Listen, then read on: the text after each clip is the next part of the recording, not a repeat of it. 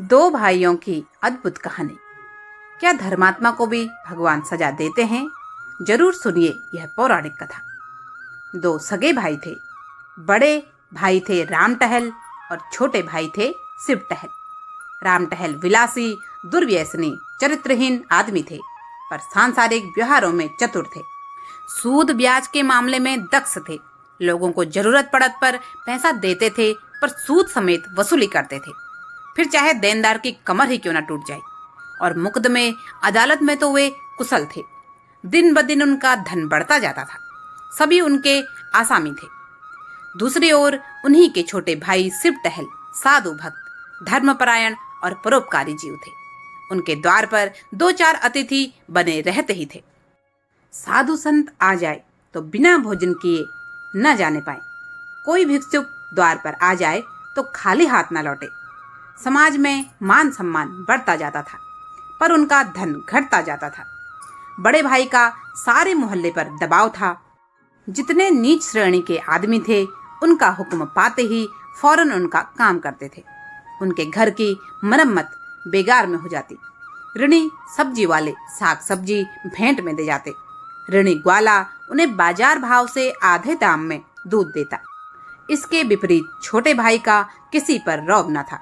साधु संत आते और इच्छापूर्ण भोजन करते, अपनी राह लेते। दो चार आदमियों को रुपए उधार दिए भी तो सूद के लालच से नहीं, बल्कि उन लोगों को संकट से छुटाने के लिए। कभी जोर देकर तगादा न करते कि कहीं किसी कर्जदार को दुख न हो। इस तरह से कई साल गुजर गए। शिव टहल की सारी संपत्ति परमार्थ में उड़ गई। रुपए भी बहुत डूब गए। उधर राम टहल ने नया मकान बनवा लिया, सोने चांदी की दुकान खोल ली, थोड़ी जमीन भी खरीद ली और खेती बाड़ी भी करने लगे। शिव टहल को अब चिंता हुई, निर्वाह कैसे होगा। धन नहीं था कि कोई रोजगार करते। वह व्यवहार बुद्धि भी नहीं थी जो बिना धन के भी अपनी राह निकाल लेती। किसी से ऋण लेने की हिम्मत न पड़ती थी, इस डर से कि कहीं रोजगार में घाटा हुआ तो देंगे कहाँ से। किसी दूसरे आदमी की नौकरी भी न कर सकते थे। कुल मर्यादा भंग होती थी। दो चार महीने तो जैसे तैसे करके काटे। अंत में चारों ओर से निराश होकर बड़े भाई के पास पहुंच गए और कहा, भैया, अब मेरे और मेरे परिवार के पालन का भार आपके ऊपर है। आपके सिवा अब किसकी शरण लूं। राम टहल का जीवन चरित्र चाहे छोटे भाई से अलग हो, पर स्नेह बना हुआ था। कहा, इसकी कोई चिंता नहीं। तुमने कुकर्म में तो धन उड़ाया नहीं। जो कुछ किया उससे कुल की कीर्ति ही फैली है। मैं धूर्त हूँ, संसार को ठगना जानता हूँ। तुम सीधे साधे आदमी हो, संसार ने तुम्हें ठग लिया है। यह तुम्हारा ही घर है। मैंने जो जमीन ली है उसकी तहसील वसूल करो, खेती बाड़ी का काम संभालो। महीने में तुम्हें जितना खर्च पड़े मुझसे ले जाओ। हाँ, एक बात मुझसे ना होगी, मैं साधु संतों का सत्कार करने को एक पैसा भी नहीं दूंगा, और न तुम्हारे मुंह से अपनी कोई निंदा भी सुनूंगा। शिव टहल ने गदगद कंठ से कहा, भैया, मुझसे इतनी भूल अवश्य हुई कि मैं सबसे आपकी निंदा करता रहा हूँ। मुझे क्षमा करो। अब से मुझे अपनी निंदा करते हुए सुनना तो चाहे दंड देना। हाँ, आपसे मेरी एक विनय है। मैंने अब तक अच्छा किया या बुरा, पर भाभी जी को मना कर देना कि उसके लिए मेरा तिरस्कार ना करें। राम टहल ने प्यार से अपने छोटे भाई से कहा, अगर वो कभी तुम्हें ताना देगी तो मैं उसकी जीभ खींच लूंगा। राम टहल की जमीन शहर से 10-12 कोस पर थी। वहाँ एक कच्चा मकान भी था।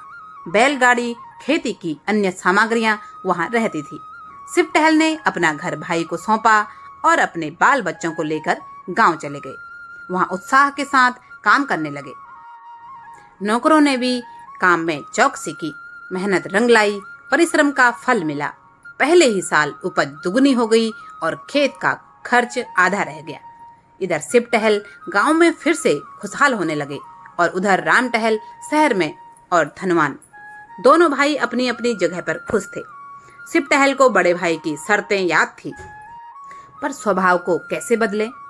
पहले की तरह तो नहीं, पर अब भी दो चार महात्मा लोग शिव टहल की कीर्ति सुनकर आ ही जाते थे और शिव टहल को विवश होकर उनकी सेवा और सत्कार करना ही पड़ता था।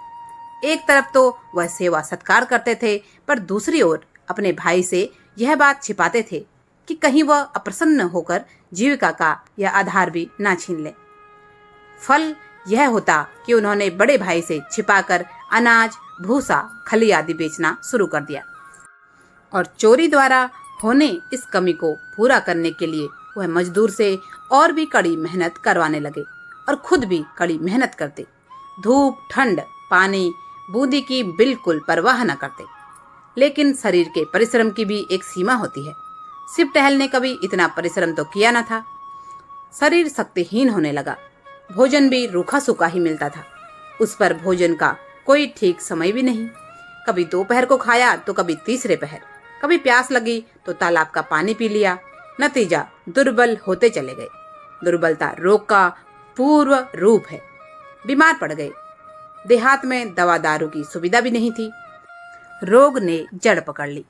ज्वर ने काले बुखार का रूप धारण कर लिया और काले बुखार ने 6 महीने में काम तमाम कर दिया। राम टहल ने छोटे भाई की मृत्यु का यह शोक समाचार सुना तो उन्हें बड़ा दुख हुआ। इन 3 वर्षों में उन्हें 1 पैसे का किराना मोल नहीं लेना पड़ा। गुड़, घी, भूसा, चारा, उपले, ईंधन सब गांव से चला जाता था। बहुत रोए, पछतावा हुआ कि मैंने भाई की दवा, इलाज की कोई फिक्र क्यों नहीं की। अपने स्वार्थ की चिंता में उसे भूल गया। लेकिन मैं क्या जानता था कि मलेरिया का ज्वर प्राण घातक ही होगा। नहीं तो यथाशक्ति अवश्य इलाज करता। भगवान की यही इच्छा थी, फिर मेरा भी क्या वश। अब कोई खेती को संभालने वाला न था। इधर राम टहल को खेती का मजा मिल गया था। उस पर विलासिता ने उनका स्वास्थ्य भी नष्ट कर डाला था। अब वह देहात के स्वच्छ जलवायु में रहना चाहते थे। निश्चय किया कि खुद ही गांव में जाकर खेती बाड़ी करूंगा। लड़का जवान हो गया था। शहर का लेन देन उसे सौंपा और देहात चले आए। यहाँ वे शिव टहल की तरह ही मजदूरों से खेती करवाने लगे। उनका समय और चित्त विशेषकर गायों की देखभाल में लगता था। उनके पास एक बड़ी प्यारी गाय थी जिसका नाम जमुना पारी था। उसे कई साल पहले उन्होंने बड़े शौक से खरीदा था। दूध खूब देती थी और सीधी तो इतनी थी कि कोई बच्चा भी सींग पकड़ ले तो भी कोई फर्क नहीं पड़ता। वह इन दिनों गर्भिणी थी। राम टहल उसे बहुत प्यार करते थे। शाम सवेरे उसकी पीठ सहलाते, अपने हाथों से नाच खिलाते। कई आदमी उसे खरीदना चाहते और उसके दुगने दाम देने को तैयार थे, पर राम टहल ने नहीं बेची। जब समय पर गऊ ने बच्चा दिया तो राम टहल ने धूमधाम से उसका जन्मोत्सव मनाया। कितने ही ब्राह्मणों को भोजन कराया। कई दिन तक गाना बजाना होता रहा। इस बछड़े का नाम रखा गया जवाहिर। एक ज्योतिषी से उसका जन्म पत्र भी बनवाया गया। ज्योतिषी के अनुसार बछड़ा बड़ा होनहार, बड़ा भाग्यशाली, बड़ा स्वामी भक्त निकला। केवल 6ठे वर्ष उस पर एक संकट की शंका थी। उससे बच गया तो फिर जीवन पर्यंत सुख से रहेगा। बछड़ा श्वेत वर्ण का था। उसके माथे पर एक लाल तिलक था। आंखें कजरी थी। स्वरूप का अत्यंत मनोहर और हाथ पांव का सुडौल था। दिन भर कलोलें किया करता था। राम टहल का चित्त उसे छलांगे भरते देखकर प्रफुल्लित हो जाता था। वह बछड़ा उनसे इतना हिल मिल गया कि उनके पीछे पीछे ही दौड़ा करता था। जब वह शाम को और सुबह को अपनी खाट पर बैठकर असामियों से बातचीत करने लगते तो जवाहिर उनके पास खड़ा होकर उनके हाथ पांव चाटता था। वह प्यार से उनकी पीठ पर हाथ फेरने लगते तो उनकी पूंछ खड़ी हो जाती और आंखें हृदय के उल्लास से चमकने लगती। राम टहल को भी उससे इतना स्नेह था कि जब तक वह उनके सामने चौके में न बैठा हो भोजन में स्वाद न मिलता। वह उसे बहुधा गोद में चिपटा लिया करते। उसके लिए चांदी का हार, रेशमी फूल, चांदी की झांझें बनवाई। एक आदमी उसे नित्य नहलाता और झाड़ता पोंछता रहता था। जब कभी वह किसी काम से दूसरे गांव में चले जाते तो उन्हें घोड़े पर आता देखकर जवाहिर कुलेलें मारता हुआ उनके पास पहुंच जाता और उनके पैरों को चाटने लगता। पशु और मनुष्य में यह पिता और पुत्र सा प्रेम देखकर लोग चकित हो जाते। जवाहिर की अवस्था जब 2.5 वर्ष की हुई तो राम टहल ने उसे अपनी सवारी की गाड़ी के लिए निकालने का निश्चय किया। वह अब बछड़े से बैल हो गया था। उसका ऊंचा डील, कटे हुए अंग, सदृढ़ मांसपेशियां, गर्दन के ऊपर ऊंचा डील, चौड़ी छाती और मस्तानी चाल थी। ऐसा दर्शनीय बैल सारे इलाके में न था। बड़ी मुश्किल से गाड़ी खींचने के लिए उसका जोड़ा मिला, पर देखने वाले साफ कहते थे कि जोड़ा नहीं मिला। रुपया आपने बहुत खर्च किए हैं, पर कहाँ जवाहिर और कहाँ ये, कहाँ लैंप और कहाँ दीपक। पर कौतूहल की बात यह थी कि जवाहिर को कोई गाड़ीवान हाँकता तो वह आगे एक पैर न उठाता, गर्दन हिला हिलाकर रह जाता। मगर जब राम टहल आप पगहा हाथ में लेते और एक बार पुचकार कर कहते चलो बेटा, तो जवाहिर उन्मत्त होकर गाड़ी को ले उड़ता। 2-2 कोस तक बिना रुके एक ही सांस में दौड़ता चला जाता। घोड़े भी उसका मुकाबला न कर सकते थे। एक दिन संध्या समय जब जवाहिर नाद में खली और भूसा खा रहा था और राम टहल उसके पास खड़े उसकी मक्खियां उड़ा रहे थे, एक साधु महात्मा आकर द्वार पर खड़े हो गए। राम टहल ने तिरस्कार करते भाव से कहा, यहाँ क्यों खड़े हो महाराज, आगे जाओ। साधु, कुछ नहीं बाबा, इस बैल को देख रहा हूँ, मैंने ऐसा सुंदर बैल नहीं देखा। राम टहल, हाँ, घर ही का बछड़ा है। साधु, साक्षात देव रूप है। यह कह कर महात्मा जी जवाहिर के निकट गए और उसके खुर चूमने लगे। राम टहल अब थोड़ी विनम्रता से बोले, आपका शुभागमन कहाँ से हुआ? आज यही विश्राम कीजिए तो बड़ी दया हो। साधु, नहीं बाबा, क्षमा करो, मुझे आवश्यक कार्य से रेलगाड़ी पर सवार होना है, रातों रात चला जाऊंगा, ठहरने से विलंब होगा। राम टहल, तो फिर और कभी दर्शन होंगे? साधु, हाँ, तीर्थ यात्रा से 3 वर्ष में लौटकर इधर से ही फिर जाना होगा, तब आपकी इच्छा होगी तो ठहर जाऊंगा। आप बड़े भाग्यशाली पुरुष हैं कि आपको ऐसे देवरूप नंदी की सेवा का अवसर मिल रहा है। इन्हें पशु न समझिए, यह कोई महान आत्मा है, इन्हें कष्ट न दीजिएगा, इन्हें कभी फूल से भी न मारिएगा। यह कहकर साधु ने फिर जवाहिर के चरणों पर शीश नवाया और चले गए। उस दिन से जवाहिर की और भी खातिर होने लगी। वह पशु से देवता हो गया। राम टहल उसे पहले रसोई के सब पदार्थ खिलाकर तब आप भोजन करते, प्रातःकाल उठकर उसके दर्शन करते, यहाँ तक कि वह उसे अपनी बैलगाड़ी में भी नहीं जोतना चाहते। लेकिन जब उनको कहीं जाना होता और गाड़ी बाहर निकाली जाती तो जवाहिर उसमें जुतने के लिए इतना अधीर और उत्कंठित हो जाता और सिर हिला हिलाकर इस तरह अपनी उत्सुकता प्रकट करता कि राम टहल को विवश होकर उसे जोतना पड़ता। 2-1 बार वह दूसरी जोड़ी जोत कर चले तो जवाहिर को इतना दुख हुआ कि उसने दिन भर नाद में मुंह नहीं डाला। इसलिए राम टहल अब बिना किसी विशेष कार्य के कहीं जाते ही न थे। उनकी श्रद्धा देखकर गांव के अन्य लोगों ने भी जवाहिर को अन्नग्रास देना शुरू कर दिया।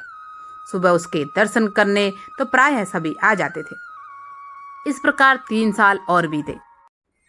जवाहिर को 6ठा वर्ष लगा। राम टहल को ज्योतिषी की बात याद थी। भय हुआ कहीं उसकी भविष्यवाणी सत्य न हो जाए। पशु चिकित्सा की पुस्तकें मंगा कर पढ़ी। पशु चिकित्सक से मिले और कई औषधियां लाकर रखी। जवाहिर को टीका लगवा दिया, कहीं नौकर उसे खराब चारा या गंदा पानी न खिला पिला दे। इस आशंका से वह अपने हाथों से ही उसे खोलने बांधने लगे। पशुशाला का फर्श पक्का करा दिया, जिसमें कोई कीड़ा मकोड़ा न छिप सके। उसे नित्य प्रति खूब धुलवाते भी थे। संध्या हो गई थी। राम टहल नाद के पास खड़े थे, जवाहिर को खिला रहे थे कि इतने में सहसा वही साधु महात्मा आ निकले जिन्होंने आज से 3 वर्ष पहले दर्शन दिए थे। राम टहल उन्हें देखते ही पहचान गए। जाकर दंडवत की, कुशल समाचार पूछे और उनके भोजन का प्रबंध करने लगे। इतने में अकस्मात जवाहिर ने जोर से डंकार ली और धम्म से भूमि पर गिर पड़ा। राम टहल दौड़े उसके पास आए। उसकी आंखें पथरा रही थी। पहले एक स्नेहपूर्ण दृष्टि उन पर डाली और चित्त हो गया। राम टहल घबराए हुए घर से दवाएं लाने दौड़े। कुछ समझ में न आया कि खड़े खड़े इसे हो क्या गया। जब वह घर में से दवाइयां लेकर निकले तब जवाहिर का अंत हो चुका था। राम टहल शायद अपने छोटे भाई की मृत्यु पर भी इतने शोकातुर न हुए थे। वह बार बार लोगों के रोकने पर भी दौड़ दौड़ कर जवाहिर के शव के पास जाते और उससे लिपट कर रोते। रात उन्होंने रो रो कर काटी। उसकी सूरत आंखों से न उतरती थी। रह रहकर हृदय में एक वेदना सी होती और शोक के विहल हो जाते। प्रातःकाल लाश उठाई गई, किंतु राम टहल ने गांव की प्रथा के अनुसार उसे चमारों के हवाले नहीं किया। यथाविधि उसकी दाह संस्कार किया, स्वयं आग दी। शास्त्रानुसार सब संस्कार किए। 13वें दिन गांव के ब्राह्मणों को भोजन कराया गया। उन साधु महात्मा को उन्होंने अब तक जाने नहीं दिया था। उनकी शांति देने वाली बातों से राम टहल को बड़ी सांत्वना मिलती थी। एक दिन राम टहल ने साधु से पूछा, महात्मा जी, कुछ समझ में नहीं आता कि जवाहिर को कौन सा रोग हुआ था। ज्योतिषी जी ने उसके जन्म पत्र में लिखा था कि उसका 6ठा साल अच्छा नहीं होगा, लेकिन मैंने इस तरह किसी जानवर को मरते नहीं देखा। आप तो योगी हैं, यह रहस्य कुछ आपकी समझ में आता है? साधु, हाँ, कुछ थोड़ा थोड़ा समझता हूँ। राम टहल, तो कुछ मुझे भी बताइए, चित्त को जरा भी धैर्य नहीं आता। साधु जी ने कहा, वह उस जन्म का कोई सच्चरित्र साधु भक्त परोपकारी जीव था। उसने आपकी सारी संपत्ति धर्म कार्यों में उड़ा दी थी। आपके संबंधियों में ऐसा कोई सज्जन था? राम टहल, हाँ महाराज था। साधु, उसने तुम्हें धोखा दिया, तुमसे विश्वासघात किया। तुमने उसे अपना कोई काम सौंपा था? वह तुम्हारी आंख बचाकर तुम्हारे धन से साधुजनों की सेवा सत्कार किया करता था। राम टहल, मुझे उस पर इतना संदेह नहीं होता। वह इतना सरल प्रकृति, इतना सचरित्र मनुष्य था कि बेईमानी करने का उसे कभी ध्यान भी नहीं आ सकता था। साधु, लेकिन उसने विश्वासघात अवश्य किया, अपने स्वार्थ के लिए नहीं, अतिथि सत्कार के लिए, पर था वह विश्वासघाती। राम टहल, संभव है दुर्वस्था ने उसे धर्मपथ से विचलित कर दिया हो। साधु, हाँ, यही बात है। उस प्राणी को स्वर्ग में स्थान देने का निश्चय किया गया, पर उसे विश्वासघात का प्रायश्चित करना आवश्यक था। उसने बेईमानी से तुम्हारा जितना धन हर लिया था, उसकी पूर्ति करने के लिए उसे तुम्हारे यहाँ पशु का जन्म दिया गया। वह निश्चय कर लिया गया कि 6 वर्ष में प्रायश्चित पूरा हो जाएगा। इतनी अवधि तक वह तुम्हारे यहाँ रहा। ज्यों ही अवधि पूरी हो गई, त्यों ही उसकी आत्मा निष्पाप और निर्लिप्त होकर निर्वाण पद को प्राप्त हो गई। महात्मा जी तो दूसरे दिन विदा हो गए, लेकिन राम टहल के जीवन में उसी दिन से एक बड़ा परिवर्तन देखने को पड़ा। उनकी चित्तवृत्ति बदल गई, दया और विवेक से हृदय परिपूर्ण हो गया। वह मन में सोचते, जब ऐसे धर्मात्मा प्राणी को जरा सा विश्वासघात के लिए इतना कठोर दंड मिला, तो मुझ जैसे कुकर्मी की क्या दुर्गति होगी। यह बात उनके ध्यान से भी कभी न उतरती थी। जो परोपकारी होते हैं, उन्हें स्वर्ग में ईश्वर के चरणों में स्थान मिलता है, किंतु परोपकार भी यदि चोरी अथवा विश्वासघात से कमाया धन से हो, तो पहले प्रायश्चित तो करना ही पड़ेगा। वॉइस ऑफ गुड़िया की आज की शिक्षाप्रद कहानी अगर आपको पसंद आई हो, तो इसे अधिक से अधिक लाइक करें। कमेंट में बताएं कि आपको इस कहानी में सबसे अच्छी बात क्या लगी। ज़्यादा से ज़्यादा लोगों के साथ शेयर करें, और अभी तक भी चैनल को सब्सक्राइब नहीं किया है तो कृपया सब्सक्राइब अवश्य करें, बेल आइकन प्रेस करें, और हमारी उत्कृष्ट कहानियों के लिए विशाल संग्रह को आपका बहुत बहुत धन्यवाद। जय जय श्री राम।